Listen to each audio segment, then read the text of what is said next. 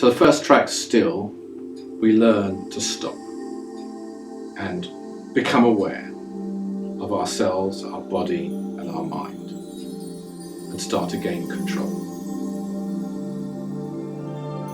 Then the second track, you're starting to draw energy to you through breathing. You're starting to vitalize yourself. You're starting to raise yourself.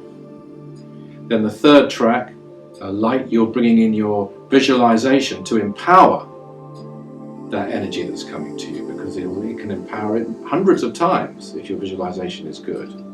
And then in the fourth track, energizer, directing it within yourself through the solar plexus center to charge up your own batteries and bring a state of inner peace.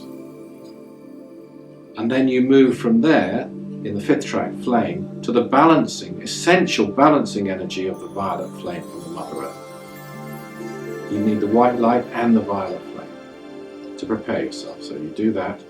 And then in the sixth track, you're then ready to radiate love outwards. First cometh the angel peace to make way for the goddess love, says the Master Jesus. So then you radiate outwards as well, not just for yourself, but for those in need, for those who are sick, for the world, for a region of the world in distress.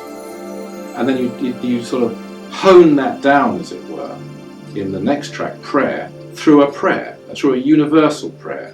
And this particular prayer in that track was delivered by the Master Jesus himself. It's a beautiful prayer. So then you're going specifically to using a form of words in prayer. Then you are ready for divine, which is where you draw the energies to the highest part of your being and you start to connect with your real self or your divine self. But you have to address karma, the next track.